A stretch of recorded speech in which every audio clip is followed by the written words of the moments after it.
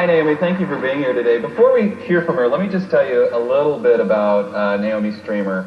In 2006, Naomi was featured on the cover of Billboard magazine. That's a big deal.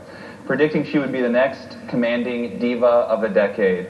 She has worked with artists that include Randy Jackson, Carlos Santana, Puff Daddy Combs, and Justin Timberlake.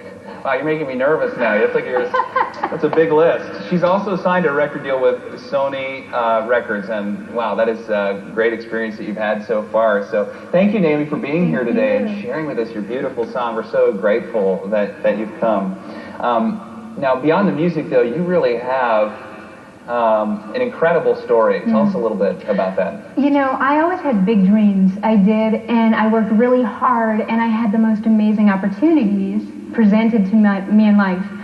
But for some reason, as the journey has progressed, it always would just stop short of becoming the dream that I had. And I always wondered why, and I always really prayed to God, you know, why are you sending me these massive opportunities if you don't want them to see it all the way through?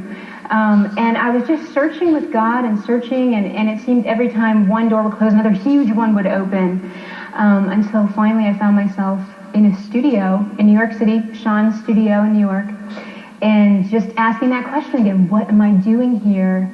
What do you have planned for me? And something happened to you there in that hip-hop studio, am I right? Yes, it did. It changed my life that particular night. As I was pacing the hallway, asking God those questions, a chauffeur approached me. And I'd met him the night before.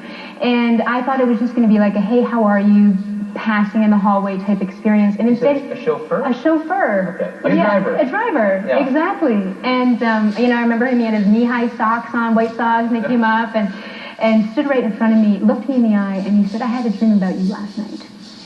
A dream? A dream. And did you feel like, was that a little creepy? It was not what I was expecting at all. Sure. What has that ever said to anybody? And I thought... Well, you have to imagine here, I'm picturing an old guy walking up to a young, pretty girl saying, I had a dream about you last night. I imagine it. Yeah, and I wasn't married yet at the time. Yeah, sure. Something inside of me, and I don't know what it was. I think back, and I believe it must have been God. And it just said, trust this guy. Don't run, don't look for security, don't be like, and I did. And I asked him what the dream was about. And what he said next was even more shocking than his opening line. He said an angel had come to him in the night and had given him a message for me. I just met this guy 24 hours earlier, and he said, he started to present to me my entire life, right in front of me. And just like from beginning to end, he was describing your life. The details of my life. Amazing. And there's so many things you put on a biography, all the good stuff, all the beautiful, wonderful stuff. And then there's all the other real stuff. And he had both of those sets going.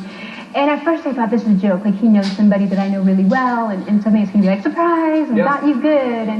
And it wasn't that. It turned into, when I started to doubt, he started to tell me my prayers. And in my prayers were the very questions you keep asking God, why? Why you have all these dreams, happening in front of you, and you are just about to reach out, grab a hold of them, and they vanish, they crumble into dust at your feet. And this had happened, and it was happening over and over. And he said it back to me, and he said, you can make a decision right now to stop this from happening. To stop what from happening? The cycle. I was terrified that I was going to be the biggest disappointment who'd had the biggest opportunities. Sure. And he said, right now you can choose to either continue chasing your dream, because that's what I had done. Yeah. I had put God in this little compartment.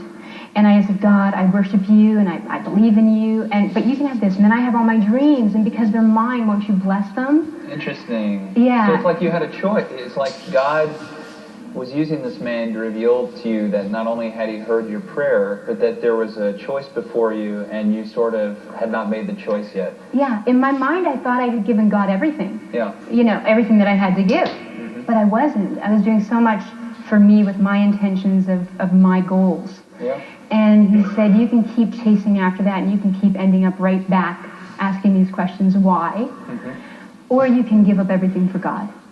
And what would have changed in your life for you to give up everything for God and stop chasing your dreams? Well, I think that was it. I was pursuing my glory. I see. And I was pursuing my accomplishments. And I wanted those pats on the back, like, oh yes, Naomi, you're doing good. Instead of living my life 100% to glorify God. What can I do, Lord, to glorify you, to spread your gospel? It sounds like it was really a posture of your heart then. That it was not that God wanted you to stop singing or stop doing what you were good at, but to start doing it for a different reason. That's right. Yeah, I had never, I'd grown up at the church, but I had never once thought, I could sing for Jesus. Yeah. It was always, I can sing for me. Yeah, imagine that. Imagine that. And it's so silly now looking back, because God was so patient, and he just never left me, and he was just like, one day you'll get it. Mm-hmm. And so what changed in your life after this amazing, it's pretty amazing to have a guy be inspired by the Holy Spirit, speak into your life exactly what you've been praying, and then be a catalyst for this dynamic change. What actually happened since then? I had another huge opportunity, and finally I walked away. I couldn't get that man's message out of my head. I said, I've got to walk away. Because I did that, I met my husband literally 2 months later, and our life, it's become this ministry. And when he said to me, if you just follow God in that dream. He said, if you just follow God, God will give you all the desires of your heart. Your dreams will come true. And I thought, how's that going to be? And I've watched through the years now all these dreams and then some, stuff I never imagined that I could be capable of, because I'm not. And God has just said, I can use you and let me do it. And when I finally just let him, do what he would with me, it's been incredible. And so you have all these great things going on. You have Compassion Child sponsors. Tell us a little bit about that. Yeah, we just actually, my husband and I just came back from the Dominican Republic. We were with Compassion. It's a child sponsorship program that works with the church. It works, it's Christ-centered and it's child-focused. So we got to see these kids from little children of 4 years old getting their first sponsorships, all excited, to learning through the program, a lot of them give their lives to Jesus, over 100,000 kids last year. Wow. Because they're experiencing love for the first time and introduced to Christ, and going on, some of them, to PhDs.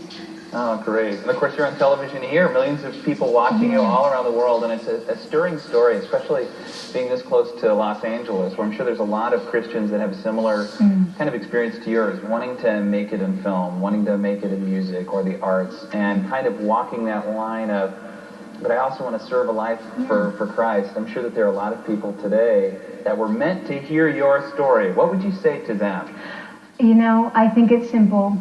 God has a plan. He's had a plan for you before you were born. Just let him fulfill it with you. And it's going to be marvelous. And I think it's just have faith, trust. His plan works. All right. Naomi, thank you so much for coming today. She'll be signing.